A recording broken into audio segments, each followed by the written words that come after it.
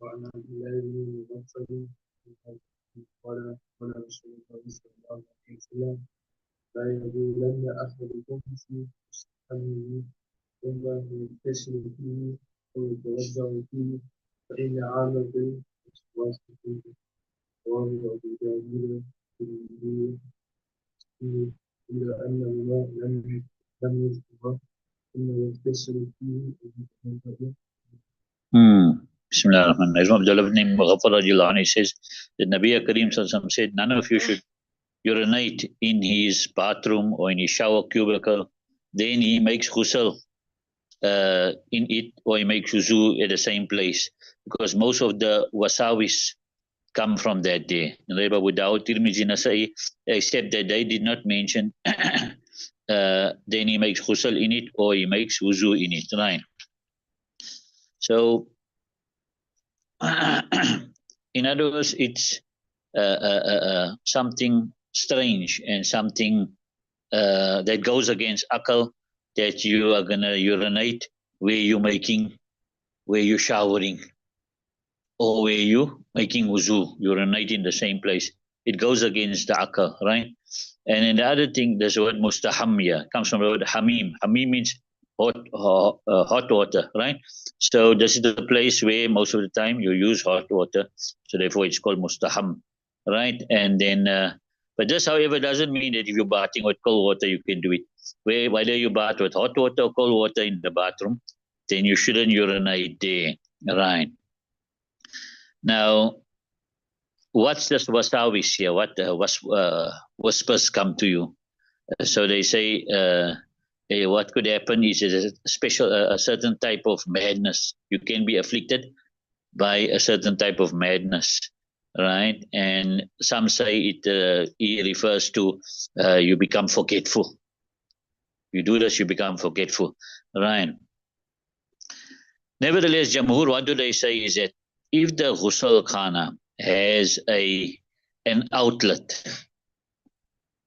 right, and the ground is firm, right, then you can urinate there, because now the water, the urine is going to be washed away, right?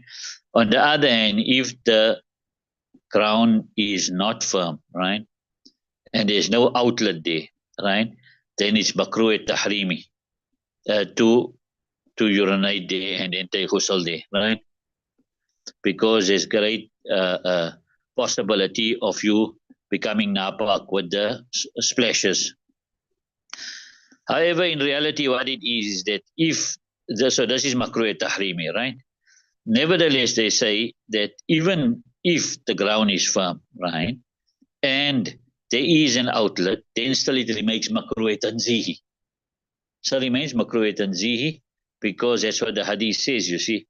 Then, so therefore, we should try and abstain from this unless out of necessity.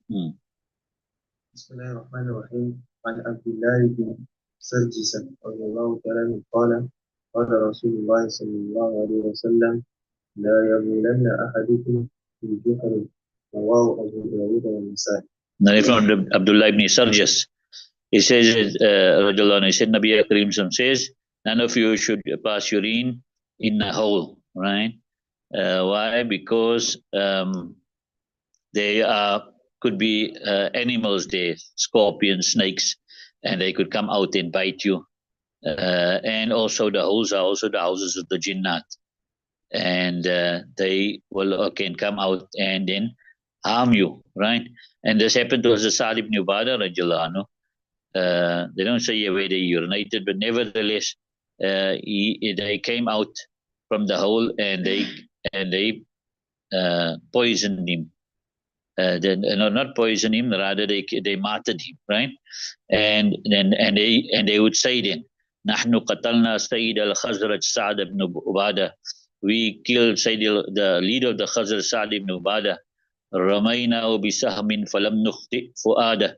We shot him with an arrow and we didn't miss his heart. So the jinnah would say that. Read.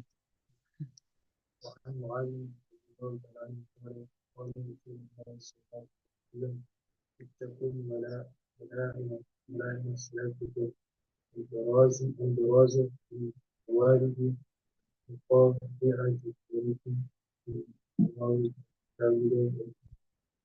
Even Muaz radiallahu anhu said, Nabi Kareem sallallahu alaihi wasallam says, beware of the three things that causes one to be cursed. One is urinating or relieving oneself at the watering place and in the middle of the road and in the places of shade, right? Places of shade, right? Okay, this is self-explanatory. That obviously these are places that okay, they've got here. Yeah, it's self-explanatory, right? The places of shade, because this here, obviously now people use these places, and now you urinate, etc. There, then it causes harm to them. Read. بسم الله الرحمن الرحيم وعن أبي سعيد رضي الله تعالى عنه قال قال رسول الله صلى الله عليه وسلم لا يخرج رجلان يضربان الغائط كاشفين عن عورتهما يتحدثان فإن الله يمكث على ذلك رواه أحمد وابن ماجه. From Abu Sa'id radiallahu anhu says, Nabi Kareem says that two men shouldn't come out and then they go and relieve themselves, revealing their aura and speaking, because indeed Allah subhanahu wa ta'ala becomes angry upon that. Right. So Yadribanil Ghait Yaf'alani, they are relieving themselves. And some say it refers to them going. Yadribani in just mean Yamshiyani. They are walking to go and relieve themselves, and then they sit down and then they relieve themselves, but then they carry on speaking whilst each one's aura is open, right? Maybe the men have stopped it, but they say in the villages here, in the villages, in the jihads, the women still do that. You understand? And Allah Ta'ala become angry on that because now it goes against moral etiquette.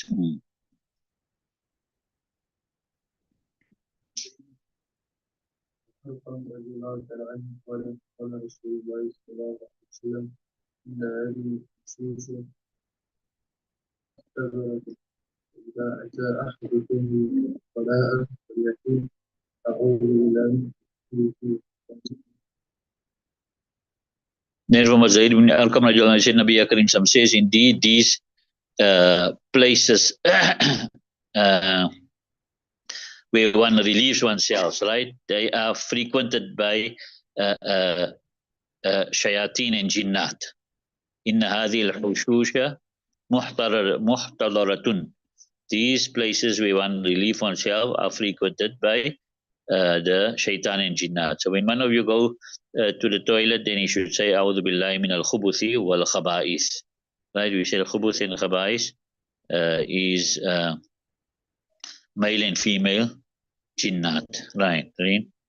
بسم الله الرحمن الرحيم وعن علي رضي الله تعالى عنه قال قال رسول الله صلى الله عليه وسلم ستر ما بين أعين الجن وعورات بني آدم إذا دخل أحدكم الخلاء أن يقول بسم الله رواه الترمذي وقال هذا حديث غريب وإسناده ليس بقوي. As Ali radiallahu anhu said, Nabi Akram says, the cover or the parda of that which is between the eyes of the jinn and the aura of man, when one of you enter the toilet, is that you will say Bismillah.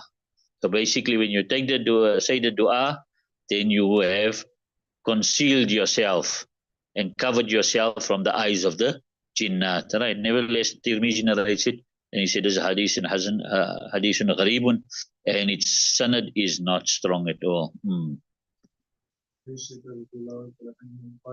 كان النبي صلى الله عليه وسلم إذا خرج من الصلاة قال غفرانك والتوبين بذلك بخير. Right. Then Aisha radiallahu anha says it, Nabi Karim said, when you used to come out from the toilet, you say Ghufranak. In other words, oh Allah, we seek your forgiveness, right? I seek your forgiveness. So the question arises, you know, what is the need for istighfar here when one didn't do anything wrong? So the answer is here that whilst being in the toilet, right, you were in close proximity to shayateen. And whilst being in the toilet, you were deprived of making zikr, and therefore you must make istighfar. The other reason given is that you have now eaten your food and you have digested your food and you've gone now and you've relieved yourself. You managed to relieve yourself. You're not constipated, right? So for that you need to make shukr. And because we always fall short in making shukr, then we make istighfar for falling short in making shukr, right? بسم الله الرحمن الرحيم.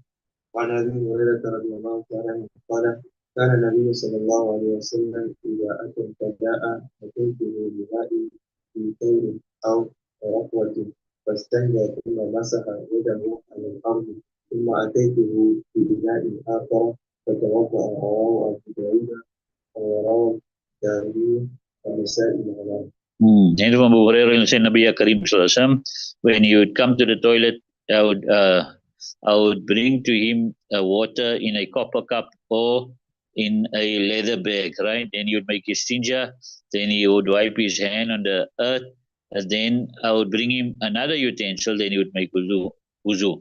Abu Dawud has narrated his hadith, and Darimi and Nasai has also rated the hadith with a similar meaning, right? Maybe the words are a bit different. Taurin, they say, is a copper cup, right? Right. And then they got here. Right. So why would you wipe your hands on the earth? To take the smell away, right? So this was more to teach us for the ummah, because Nabi Akram didn't have any smell. His excreta didn't have any smell, right? And then ulama say that now he brought another utensil, so that shows it's better to use a different utensil for wuzu. One for istinja, different one for wuzu. However, there is, but still permissible to use, and the possibility why he used one second utensil for wuzu here is because the first utensil, the water was used up. So he had to use another utensil.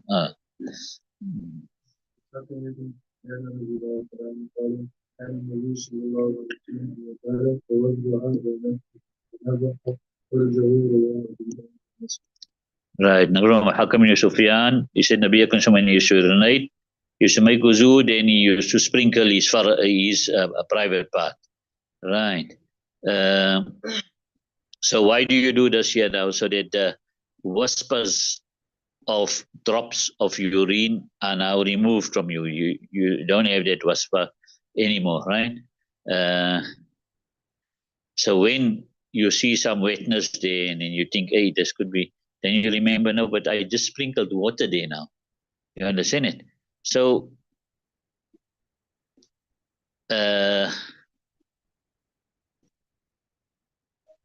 right. So, so some say you actually sprinkle on the private parts itself, right? And some say you sprinkle on the trouser, right? And by sprinkling on the private part itself, then that also removes the last few drops, right? So this is all for when you get this whispers only. But if a man's generally got he knows that even 2-3 minutes later, there's 1-2 drops are still coming out. He knows that. Then he can't put it off to waspas and just spread there and watch him say no, then he's going to have to take different, you understand? Means by which he use a tissue, or he walks first, or you understand? Different type of things he can do to remove the last few drops, right? Leave it alone.